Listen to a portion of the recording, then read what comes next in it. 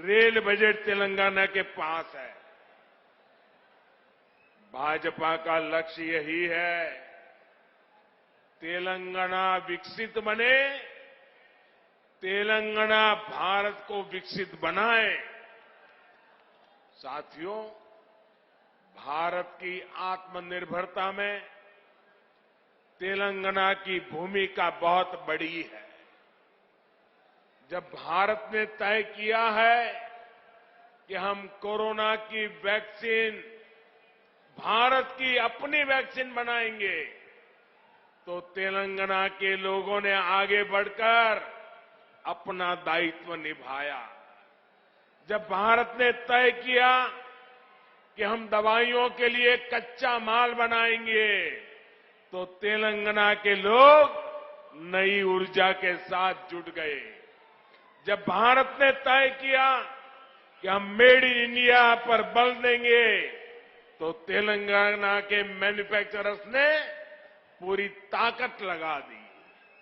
जब भारत ने तय किया कि हम यूरिया में आत्मनिर्भर होंगे, तो वर्षों से बंद रहा रामागुंडम खाद कारखाना फिर से सजीव हो उठा। और साथियों, जब भारत ने अपनी रेल को आधुनिक बनाने का फैसला किया, तो भी इसमें तेलंगाना ही अपनी बड़ी भूमिका निभा रहा है। अब काजीपेट में वैगन बनाने की नई फैक्ट्री बन रही है। यहां बनने वाले सैकड़ों वैगन भारतीय रेल के विस्तार और एक्सपोर्ट दोनों को बल देंगे। भाइयों और बहनों, बीते 9 वर्षों में पूरी दुनिया में देश का इतना गौरव बढ़ा है, भारत को लेकर आकर्षण बढ़ा है। इसका भी फायदा तेलंगाना को हुआ है। यहां पहले के मुकाबले अब ज्यादा इन्वेस्टमेंट आ रहा है, और इस ज्यादा इन्वेस्टमेंट का फायदा तेलंगाना के युवाओं को हो रहा है। उसे नौकरी मिल रही है।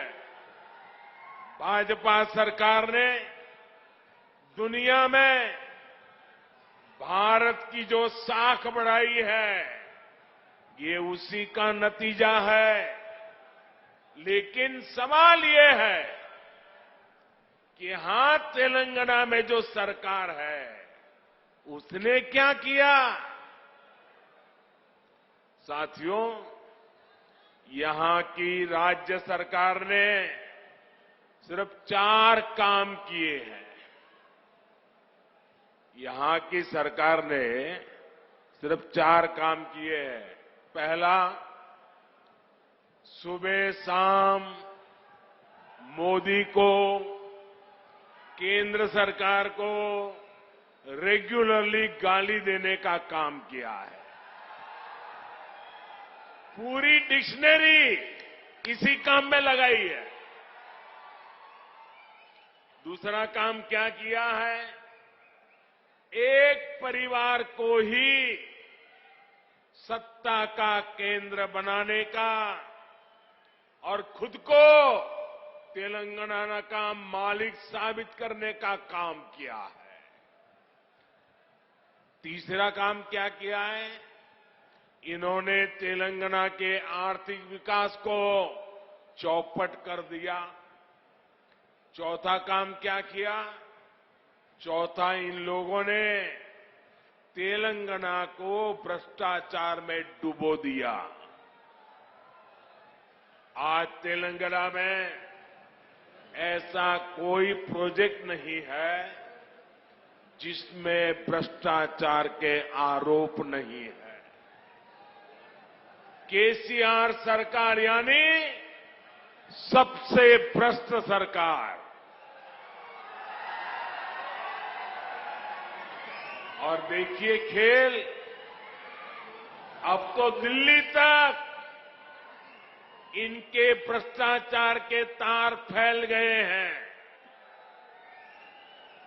हम पहले दो देशों या दो राज्यों की सरकारों के बीच विकास से जुड़े समझौतों की खबरें सुना करते थे कि भाई विकास के लिए दो राज्यों ने समझौता किया, पानी के लिए दो राज्यों ने समझौता किया, ऐसी खबरें आती थी। लेकिन ये पहली बार हुआ है जब दो राजनीतिक दलों और दो राज्य सरकारों के बीच भ्रष्टाचार की डील के आरोप लगे हैं। ये दुर्भाग्य है कि जिस तेलंगाना के लिए जनता ने इतना संघर्ष किया, इतने बलिदान दिए, उस जनता को ऐसे दिन देखने की नौबत आई है। और साथियों, मैं एक और बात कहूंगा, यहां सत्ता में जो परिवार बैठा है, जो करोड़ों को घोटालों में लिप्त है, जिस पर जांच एजेंसियों का शिकंजा लगातार कस रहा है, जिसकी पोल तेलंगाना के लोगों के सामने खुल चुकी है, वो परिवार अब तेलंगाना की जनता को गुमराह करने के लिए, माइंड डाइवर्ट करने के लिए नए नए हथकंडे अपना रहे हैं। आपको इन हथकंडों से, इनकी चालबाजियों से सावधान रहना है। साथियों, मैं जब भी तेलंगाना आता हूं, आप सभी लोगों की एक और छटपटाहट समझ आती है। आप लोगों ने कभी नहीं सोचा था कि एक दिन इस तरह परिवारवादी राजनीति के शिकंजे में हमारा तेलंगाना फंस जाएगा।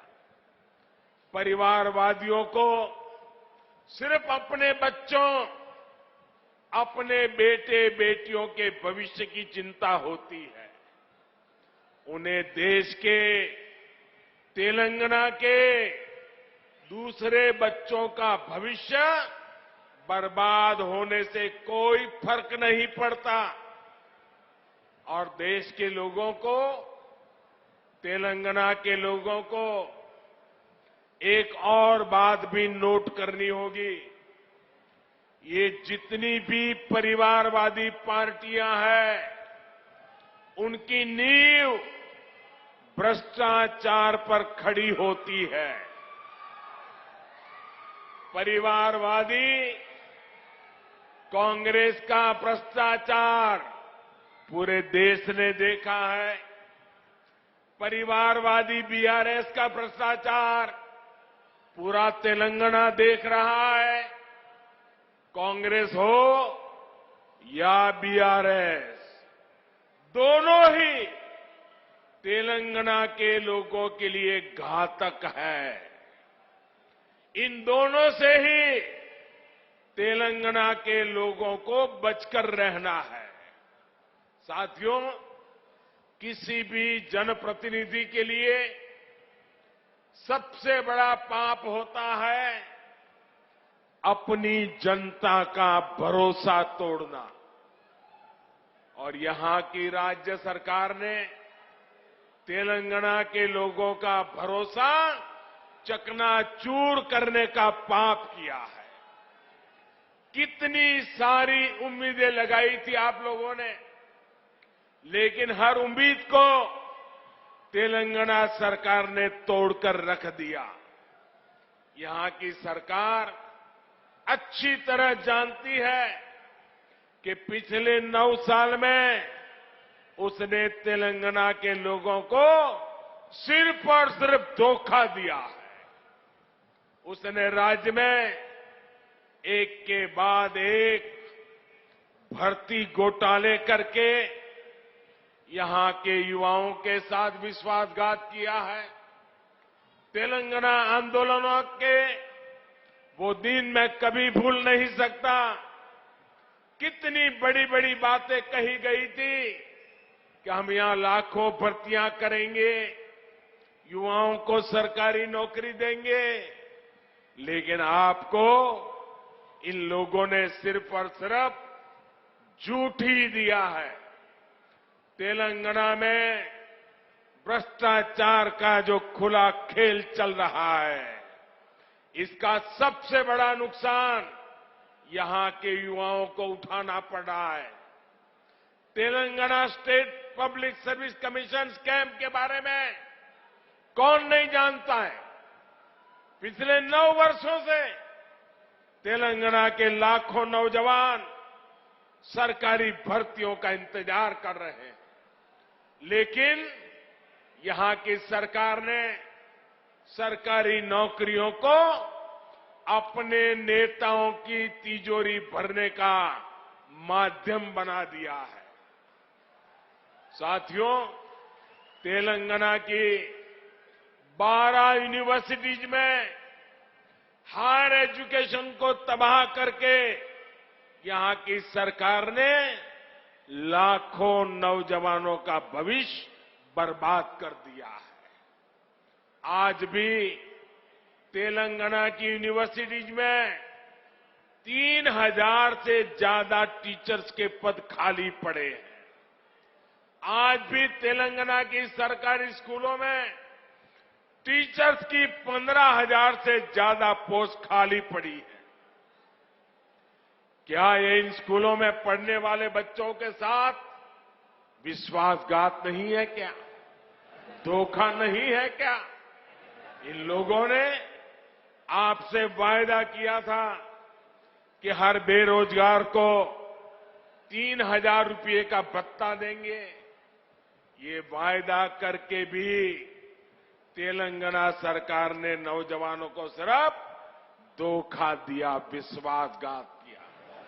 इन लोगों ने आपसे वायदा किया था कि गरीबों को 2 बेडरूम वाले 7 लाख फ्लैट बनाकर देंगे। ये वायदा भी यहां की सरकार पूरा नहीं कर पाई है। ये लोग किसानों के 1 लाख रुपया तक के कर्ज को माफ करने की बात भी कहा करते थे, लेकिन इस वायदे पर भी इनकी सरकार ने तेलंगाना के लोगों को सिर्फ विश्वासघात ही दिया है। साथियों, मुझे पता है कि तेलंगाना की ग्रामीण पंचायतें, यहां के सरपंच यहां की सरकार से कितने गुस्से में हैं, कितने नाराज हैं।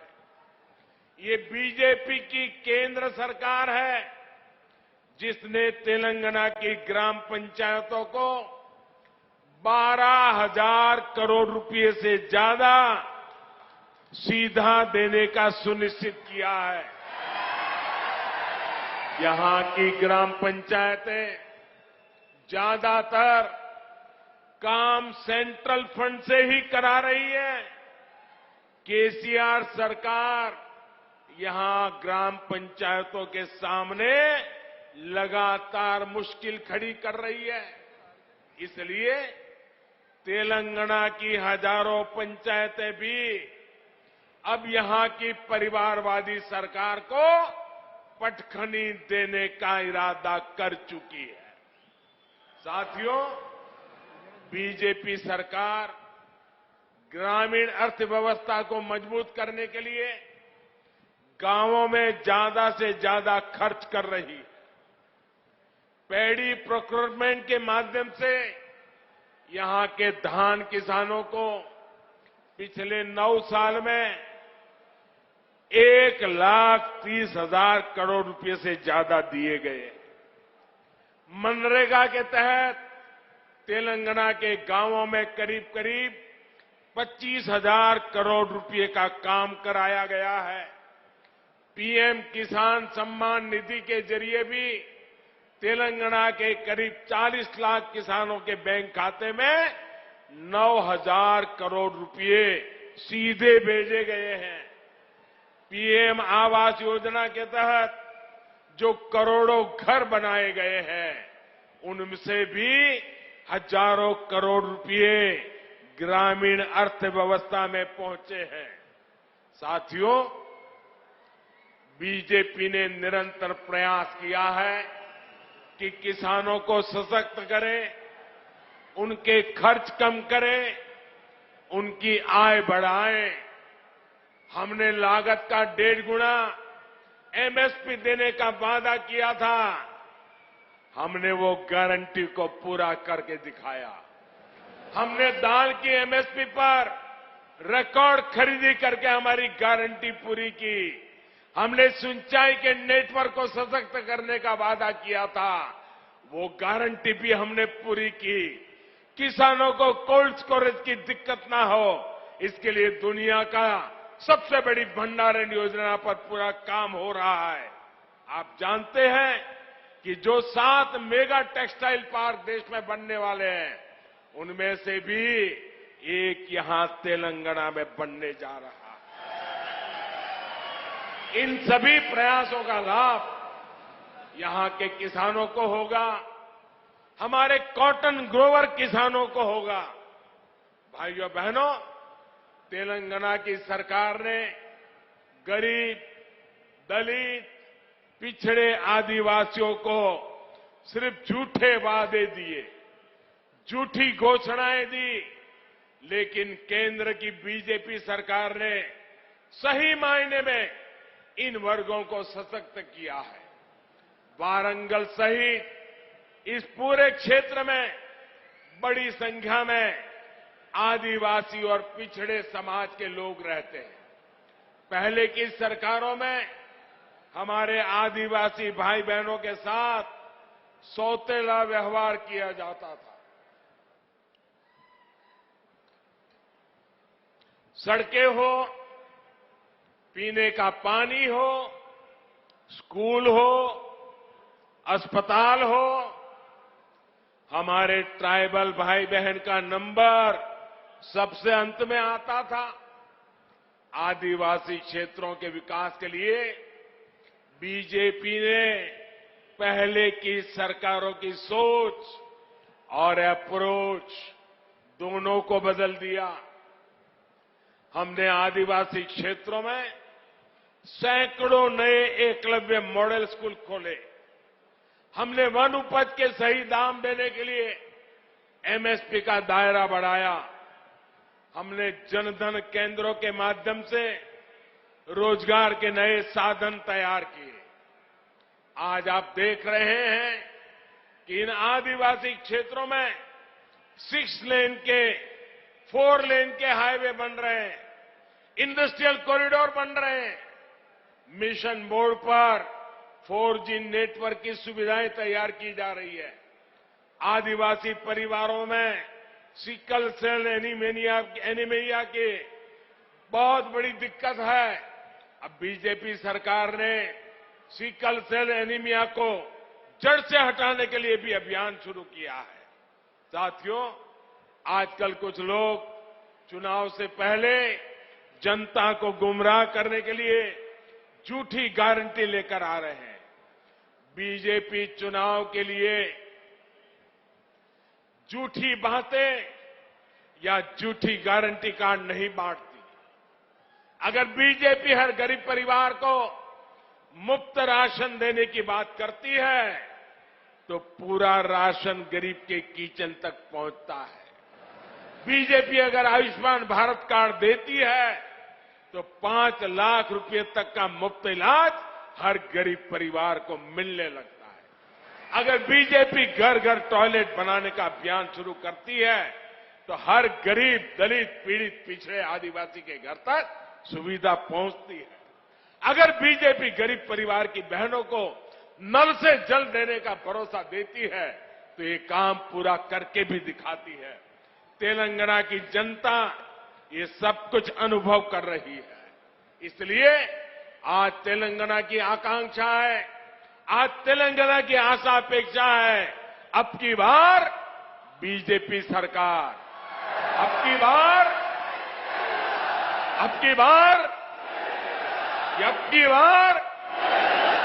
यही भाव मैं यहां वारंगल में देख रहा हूं, पूरे तेलंगाना में देख रहा हूं।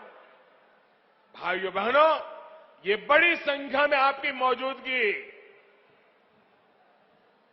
हैदराबाद में उस परिवार की नींद हराम कर रही है। और मैं देख रहा हूं अब तेलंगाना के लोगों ने भाजपा की सरकार बनाने का फैसला कर लिया है। मैं फिर एक बार आप सबको बहुत बहुत शुभकामनाएं देता हूं। बहुत बहुत धन्यवाद। मेरे साथ बोलिए भारत माता की। दोनों हाथ ऊपर करके पूरी ताकत से बोलिए भारत माता की जय, भारत माता की जय, भारत माता की जय। Mr. Narendra Modi speaking in Warangal, Telangana, all guns blazing at the KCR regime, hitting out at the BRS chief and the government of Telangana, saying that this is all about dynasty politics, that K. Chandrasekhar Rao, the Chief Minister of Telangana, is only interested in furthering his own dynasty, and that is the politics that in fact he is indulging in. He hit out at the alleged corruption in the BRS government as well. The two-pronged attack of the Prime Minister focusing on dynasty politics and alleged corruption. He, of course, has claimed that the BJP will finish the BRS in Congress. Remember that Telangana polls are to happen at the end of this year. So now, of course, it's an open battle between the BRS and the Bharatiya Janata Party, with the Prime Minister there blowing the poll bugle for the BJP.